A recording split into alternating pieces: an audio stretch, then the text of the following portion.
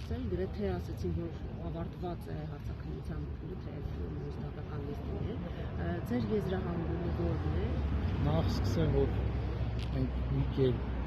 հնարավորություն ունեցանք հարցաքննելու Հարություն Մկրտչյանին, որովհետև մի քանի դատական լիստ ըստ էության գնահատում նախ խուսափում դատարան ներկայանալ, տարաբը նույն պատճառներով, ըստ էության դուք էլ ականատեսեք, որ դատարանում նա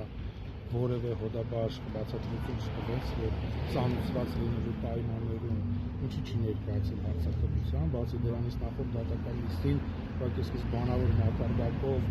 ոստիկանության կողմից տեղեկություններ տրվեցին դատարանին, դատարանը հրապարակեց, թե իբր նա գտնում է ջերմիկ քաղաքում եւ հնարավորություն ունի դատարանին։ Այնուամենայնիվ ցուցմունքի բովանդակության վերաբերյալ հետևությունները թողնում ձեզ, իմ կարծիքով իրականության հետ առնվազն կապ ունեցող կամ իրավիճակը փրկող շուրջ ցուցմունքներ է տալիս, որովհետև նույնիսկ եթե դատարանում Հարություն Մկրտչյանը չի արտահայտվում, բայց այնուամենայնիվ բոլորին հասարակության լայն շրջանակին հայտնի է, չէ՞ որ այս գործը, այսպես ասած, կառուցվել է իր ֆեյսբուքյան ոչ օբյեկտիվ հրապարակումների արդյունքում։ Քարոզարշավի վերաբերյալ ես չգիտեմ դրա իրական գաղթապատճառները կամ գիտեմ ես փուլում չեմ ցանկանում դրա մասին խոսել, բայց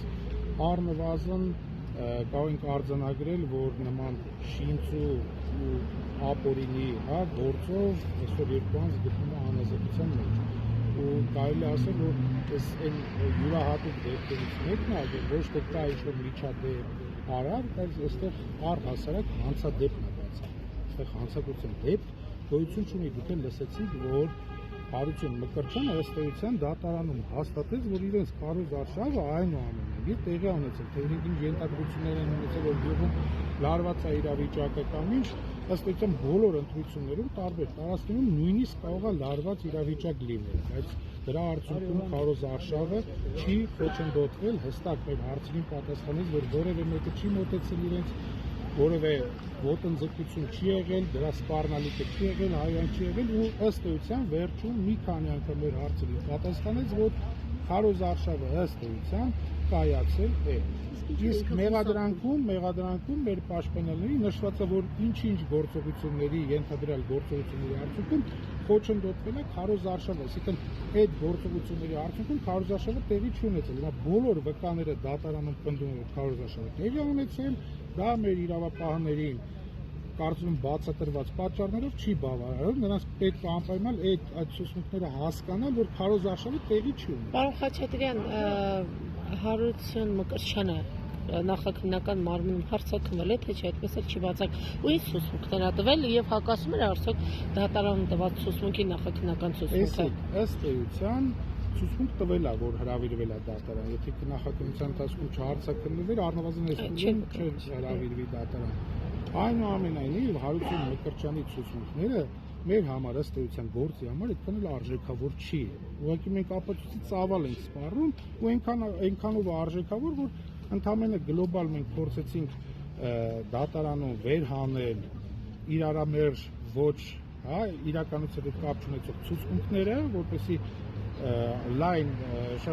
շրջաններին, հասարակությանը, դատարանին պարզ դառնա, որ այս անձինք այդ ժամանակ իրավիճակով պայմանավորված ինչ որ հաղորդումներ, ցուցմունքներ են տվել, որպեսզի այս գործը կայանա, այս քրեական գործը կայանա։ Հիմա մենք արձանագրում ենք, որ մարդիկ տվել են կամ իրականությանը չհամապատասխանող ցուցմունքներ կամ տեղ-տեղ այլ սուտ ցուցմունքներ, որոնց վերաբերյալ հետագայում մենք պրոցեսներ կսկսենք։ Այսինքն պետք է մենք սպասենք այս գործով վերջնական դատական ակտի, որ ես կարծում եթե մարդ կապ ունի իրավաբանության հետ, պետք է հասկանա, որ այստեղ պետք է լինի արդարացման վերջիկ։ Այնուամենայնիվ սպասենք ավարտին, դրանից հետո մենք այդ պրոցեսները կսկսենք։ Եվ մեր համար այս ցուցմունքը դարձավ արժեքավոր այնքանով, որքանով որ Հարություն Մկրտչյանը ուղղակի որևէ միջադեպի ականատես չի եղել, ուղղակի որպես տեխնացու արձանագրեց, որ այնուամենայնիվ իրենց քարոզարշավը այդ համայնքում տեղի է ունեցել, կայացել է ու ավարտվել է։ Պարոն Խաչատրյան, տեսադրությունը, որը տարածվել էր համացանցում անձայն, դա ձայնով կա նախաքննական մարմնում։ Ուրեմն այդ տեսախցիկները չունեն ձայնի, հա, որսալու հնարավորություն։ Այնտեղ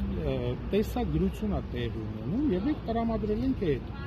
Այսինքն հայոյանքը փոխանցել է Գառնիկը, որը լսել է, բայց ապացուցողական բան որ հայոյել է չկա։ Իրականում ցավում եմ, որ դուք նախորդ դատական նիստերին չեք եղել, ու Գառնիկ Ղազարյանի ցուցումները չեք լսել։ Ես ես հավաստիացնում եմ, այդ մարդը իրականության հետ աղերս չունեցող ցուցմունքներ է տվել, ու հիմա էլ եկել է դատարան, փորձում է չգիտեմ ինքն ասել որ մեղքի զգացում ունի, իմ հարցն էլ հենց նշել այդպես մեղքի զգացում ունի, որովհետև ձեր տված ցուցմունքների պատճառով, անհիմն ցուցմունքների պատճառով մարդիկ են անազատության մեջ, ինքը նաև համաձայնել է իմ այդ մտքի հետ։ Եվ այդ կանոնքը, որ sense պայծակնային արագությամբ տարածվեց,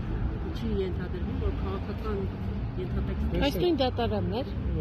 Նույն դատարանը, բայց ոչ նույն դատավորը, տեսեք, նախաքննության գնում։ Հիմա ես որ նույնիսկ եթե ասեմ էլ որ այս գործի մեջ քաղաքական կոմպոնենտը բացակայում է, կարծում բոլորի համար դա առնվազն ծիծաղելի է, հա։ Ու ես քիչ առաջ ասեցի, չէ, այս գործով հանցադեպն է բացակայում։ Նման պարագայում անձանց կալանավորել տևական ժամանակ պահել անազատության մեջ, կարծում եմ որ այդքան էլ պետք չի մասնագետ լինել, որ հետևություն ունենա։